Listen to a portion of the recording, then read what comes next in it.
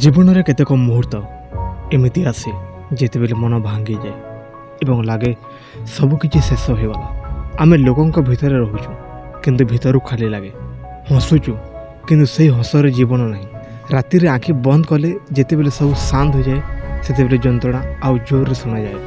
ଏମିତି ସମୟରେ ଲାଗେ ଆମେ ଦୁର୍ବଳ, ଆମେ ହାରିଗଲୁ, ଆମେ ଆଉ ଆଗକୁ ବଢ଼ିପାରିବୁ ନାହିଁ। କିନ୍ତୁ ସତ୍ୟ କ'ଣ ଜାଣିଛ? ମନ ଭାଙ୍ଗିବା ହେଉଛି ଶେଷ ନୁହେଁ, ଏହା ହେଉଛି ନୂଆ ଶକ୍ତିର ଆରମ୍ଭ। ମନ ଭାଙ୍ଗିଗଲେ ଆମେ ଦୁଇଟି ଭୁଲ କରୁ। ପ୍ରଥମ ଭୁଲ ହେଉଛି ନିଜକୁ ଦୋଷ ଦେବା ଆଉ କହୁ ମୋର ଦୋଷ ଥିଲା, ମୁଁ ଭଲ ନୁହେଁ, ମୁଁ କିଛି କରିପାରେନି। ଦ୍ୱିତୀୟ ଭୁଲ ହେଉଛି ସମସ୍ତ ଦୁନିଆକୁ ଦୋଷ ଦେବା। ଆମେ କହୁ ଲୋକମାନେ ଖରାପ, ଦୁନିଆ ଖରାପ, ଦୁନିଆ ଅନ୍ୟାୟ। କିନ୍ତୁ ଶକ୍ତିଶାଳୀ ହେବାର ରାସ୍ତା ଏହି ଦୁଇଟି ମଧ୍ୟରେ ନୁହେଁ। ଶକ୍ତିଶାଳୀ ହେବାର ରାସ୍ତା ହେଉଛି ସତ୍ୟକୁ ମାନିବା।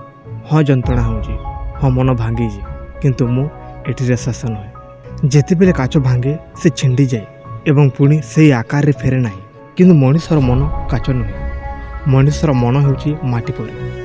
ମାଟିକୁ ଭାଙ୍ଗି ଦିଆଯାଇପାରେ କିନ୍ତୁ ସେ ମାଟିରୁ ନୂଆ ଆକାର ତିଆରି ହୋଇପାରେ। ଆଜି ତୁମର ମନ ଭାଙ୍ଗିଛି କିନ୍ତୁ ଏହି ଭଙ୍ଗା ଅବସ୍ଥାରୁ ତୁମେ ନୂଆ ଆକାର ନେଇପାରିବ। ପୂର୍ବରୁ ତୁମେ ଯେମିତି ଥିଲ ସେମିତି ହୋଇପାରିବ ନାହିଁ କିନ୍ତୁ ତାଠାରୁ ଭଲ ହୋଇପାରିବ। ଶକ୍ତିଶାଳୀ ହେବାର ପ୍ରଥମ ପଦକ୍ଷେପ ହେଉଛି ନିଜକୁ ସମୟ ଦେବା। ଅନେକ ଲୋକ ଭାବନ୍ତି ଯେ ତୁରନ୍ତ ଭୁଲିଯିବା ଦରକାର, ତୁରନ୍ତ ହସିବା ଦରକାର, ତୁରନ୍ତ ସାଧାରଣ ହେବା ଦରକାର। କିନ୍ତୁ ମନର ଘା ଏମିତି ନୁହେଁ। ଘାକୁ ସମୟ ଦିଆଯାଏ ତେବେ ସେ ଠିକ୍ ହୁଏ। ତୁମେ ନିଜକୁ କହ ମୁଁ ଏବେ ଭାଙ୍ଗିଛି, ଏହା ସାଧାରଣ କିନ୍ତୁ ଏ ସ୍ୱୀକୃତି ହେଉଛି ଶକ୍ତିର ଆରମ୍ଭ। ଦ୍ୱିତୀୟ ପଦକ୍ଷେପ ହେଉଛି ଏକାକୁ ଭୟ କରିବା ନାହିଁ। ମନ ଭାଙ୍ଗିଗଲେ ଆମେ ଏକା ହୋଇଯାଉ, ଲୋକଙ୍କ ସହ ଥାଇ ମଧ୍ୟ ଏକା ଲାଗେ। କିନ୍ତୁ ଏହି ଏକାକୀ ହେଉଛି ତୁମର ଶିକ୍ଷକ। ଯେତେବେଳେ ସବୁ ଶବ୍ଦ ଶାନ୍ତ ହୋଇଯାଏ ସେତେବେଳେ ଲାଗେ ତୁମେ ନିଜର ଭିତର ଶବ୍ଦକୁ ଶୁଣିପାର। ତୁମେ ଜାଣିପାର କି ତୁମେ ସତରେ କିଏ।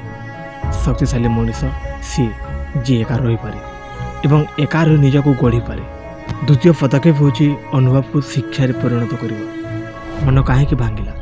କାହାର ଶବ୍ଦରେ, କାହାର ବ୍ୟବହାରରେ କିମ୍ବା ନିଜ ଅତ୍ୟଧିକ ଆଶାରେ? ପ୍ରତ୍ୟେକ ଭଙ୍ଗା ମୁହୂର୍ତ୍ତରେ ଏକ ଶିକ୍ଷା ଲୁଚିଥାଏ। ଯଦି ତୁମେ କେବଳ ଯନ୍ତ୍ରଣାକୁ ଦେଖିବ ତେବେ ତୁମେ ଦୁର୍ବଳ ହେବ, କିନ୍ତୁ ଯଦି ତୁମେ ଶିକ୍ଷାକୁ ଦେଖିବ ତେବେ ତୁମେ ଶକ୍ତିଶାଳୀ ହେବ। ଶକ୍ତିଶାଳୀ ହେବାର ଅର୍ଥ ଏହା ନୁହେଁ ଯେ ତୁମେ କେବେ କାନ୍ଦିବ ନାହିଁ। ଶକ୍ତିଶାଳୀ ମଣିଷ ମଧ୍ୟ କାନ୍ଦେ କିନ୍ତୁ ସେ କାନ୍ଦି ଶେଷ କରି ଉଠିଯାଏ। ସେ ନିଜ ଲୁହକୁ ଦୁର୍ବଳତା ଭାବେ ନୁହେଁ, ମନର ସଫାଇ ଭାବେ ଦେଖେ। ଯେତେବେଳେ ତୁମେ କାନ୍ଦ ତୁମ ମନ ହାଲକା ହୁଏ ଏବଂ ହାଲକା ମନ ନୂଆ ଶକ୍ତି ନେଇପାରେ। ମନ ଭାଙ୍ଗିଗଲେ ଆଉ ଥରେ ଶକ୍ତିଶାଳୀ ହେବା ପାଇଁ ତୁମେ ନିଜର ଦୈନିକ ଛୋଟ ଅଭ୍ୟାସ ବଦଳାଅ। ସକାଳେ ଶୀଘ୍ର ଉଠ, ଶରୀରକୁ ଚଲାଅ, ବହି ପଢ଼, ନୂଆ କିଛି ଶିଖ। ଏହି ଛୋଟ ଛୋଟ କାମ ତୁମକୁ ମନରେ ଶକ୍ତି ଦେବ। ଯେତେବେଳେ ତୁମେ ନିଜ ଜୀବନର ଦାୟିତ୍ୱ ନେବ ସେତେବେଳେ ତୁମ ଭିତରେ ଆତ୍ମବିଶ୍ୱାସ ଜନ୍ମ ନେବ। ସବୁଠାରୁ ଦରକାରୀ କଥା ହେଉଛି ନିଜକୁ ଭଲ ପାଇବା। ଅନେକ ସମୟରେ ଆମର ମନ ଭାଙ୍ଗେ କାରଣ ଆମେ ଅନ୍ୟମାନଙ୍କୁ ଅଧିକ ଭଲ ପାଇଦେଉ ଏବଂ ନିଜକୁ ଭୁଲିଯାଉ। ଆମେ ଆଶା ରଖୁ ଯେ କେହି ଆସି ଆମକୁ ଖୁସି କରିଦେବ, କିନ୍ତୁ ଯେତେବେଳେ ସେ ନାହିଁ ଆମେ ଭାଙ୍ଗିଯାଉ। ଯଦି ତୁମେ ନିଜକୁ ଭଲ ପାଇବା ଶିଖିବ ତେବେ କେହି ଯିବାରେ ତୁମେ ସମ୍ପୂର୍ଣ୍ଣ ଭାଙ୍ଗି ପଡ଼ିବ ନାହିଁ। ଆଉ ଥରେ ଶକ୍ତିଶାଳୀ ହେବା ପାଇଁ ଏକ ନୂଆ ଲକ୍ଷ୍ୟ ଧର। ମନ ଭାଙ୍ଗିଲେ ଆମର ଧ୍ୟାନ ସବୁବେଳେ ଯନ୍ତ୍ରଣାରେ ରହେ, କିନ୍ତୁ ଯେତେବେଳେ ତୁମେ ଗୋଟିଏ ଲକ୍ଷ୍ୟ ଧର ତୁମ ଶକ୍ତି ସେ ଲକ୍ଷ୍ୟ ଦିଗକୁ ଯାଏ। ଲକ୍ଷ୍ୟ ତୁମକୁ ଦିଗ ଦିଏ, ଦିଗ ଥିଲେ ଜୀବନ ଆଉ ଥରେ ଚାଲିବା ଆରମ୍ଭ କରେ। ମନ ଭାଙ୍ଗିବା ହେଉଛି ଜୀବନର ପରୀକ୍ଷା। ସେ ଏହା ଦେଖେ ତୁମେ କେତେ ଶକ୍ତିଶାଳୀ। ତୁମେ ଚାହିଁଲେ ଏହି ପରୀକ୍ଷାରେ ହାରିପାର, କିନ୍ତୁ ତୁମେ ଚାହିଁଲେ ଏହି ପରୀକ୍ଷାକୁ ଜୀବନର ସବୁଠାରୁ ବଡ଼ ଟର୍ଣ୍ଣିଂ ପଏଣ୍ଟ କରିପାର। ଆଜି ଯଦି ତୁମର ମନ ଭାଙ୍ଗିଛି ତେବେ ଏହାକୁ ସାପ ଭାବନି, ଏହାକୁ ଆଶୀର୍ବାଦ ଭାବ। କାରଣ ଏହି ଯନ୍ତ୍ରଣା ତୁମକୁ ଶିଖାଇଛି, ତୁମକୁ ଗଢ଼ୁଛି, ତୁମକୁ ପ୍ରସ୍ତୁତ କରୁଛି। ଗୋଟିଏ ଦିନ ଆସିବ ଯେତେବେଳେ ତୁମେ ପଛକୁ ଘୁଞ୍ଚି ଦେଖିବ ଏବଂ କହିବ ସେହି ଦିନଟି ମୋତେ ଭାଙ୍ଗି ନଥିଲା, ସେ ଦିନଟି ମୋତେ ଗଢ଼ିଥିଲା। ତୁମେ ଭାଙ୍ଗି ପଡ଼ି ନାହିଁ, ତୁମେ ତ ଗଢ଼ା ଯାଉଛ। ତୁମେ ଶେଷ ହୋଇନାହିଁ, ତୁମେ ଆରମ୍ଭ ହେଉଛ। ଆଜିର ଏହି ଅନ୍ଧାର କେବଳ ଗୋଟେ ରାତି ଯେତେ ଦୀର୍ଘ ହେଉ ସକାଳ ଆସିବା ନିଶ୍ଚିତ। ତୁମ ଭିତରେ ଶକ୍ତି ଅଛି, ସାଜ ଦେବେ ତୁମେ ତାକୁ ଦେଖିପାରୁନାହ କିନ୍ତୁ ସେ ଅଛି। ତୁମେ ଯେତେବେଳେ ଉଠି ଆଉ ଥରେ ଚାଲିବା ଆରମ୍ଭ କରିବ ସେତେବେଳେ ତୁମେ ନିଜେ ଆଶ୍ଚର୍ଯ୍ୟ ହେବ, ମୁଁ ଅତି ଶକ୍ତିଶାଳୀ କିପରି ହେଲି। ମନ ଭାଙ୍ଗିଲେ ଭୟ କରନି, ଏହା ତୁମକୁ ଶକ୍ତିଶାଳୀ କରିବାକୁ ଆସିଛି। ଉଠ, ନିଜ ଲୁହକୁ ପୋଛ ଆଉ ଥରେ ଜୀବନକୁ ଆଲିଙ୍ଗନ କର। କାରଣ ତୁମେ ଦୁର୍ବଳ ନୁହ, ତୁମେ ଏକ ଯୋଦ୍ଧା ଏବଂ ଯୋଦ୍ଧାମାନେ କେବଳ ଶେଷ ହୁଅନ୍ତି ନାହିଁ, ସେମାନେ ପ୍ରତ୍ୟେକ ଭଙ୍ଗା ମୁହୂର୍ତ୍ତରୁ आउ शक्तिशाली हो फेरती। देख मन भांगी जा तुम दुर्बलता नुहे, यह तुम मानवतार प्रमाण। तुम्हें अनुभव करुच, तुम्हें भल पाच, तुम्हें आशा रखिच, से तुम मन भांगी। यह हार नुहे, यह जीवन एक अध्याय एवं प्रत्येक अध्याय सहले पुस्तक शेष हुए। आज जदि तुम नीरव अच ताहले मत ठीक, आज जदि तुम हृदय भारी लगुच ताहले मत ठीक, किंतु गोटे कथा भूलनी, ये अवस्था स्थायी नुहे। तुम्हें जो जंत्रणा को आज अनुभव करुच से जंत्रणा आसंता काली तुमको गभीर पक्का एवं शक्तिशाली करदेव।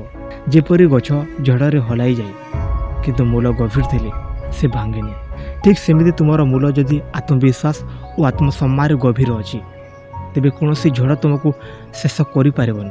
तुम्हें जे लुह झराऊच से माने व्यर्थ जीवन।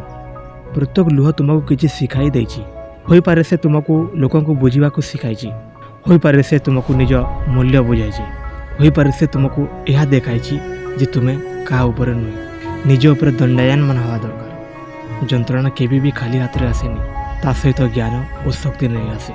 एबे तुम सबुठारु दरकारी कथा होची निज को छाड़ी दियोनी। दुनिया को छाड़ी देले मत चलिबो, किंतु तुम्हें निज को छाड़ी दियोनी। तुम्हें आज दुर्बल लागुथबो, किंतु से दुर्बलता मध्य एक चिंगारी अच्छी, से चिंगारी को निभिवा को दियोनी। से चिंगारी होची तुमर आत्मार शक्ति।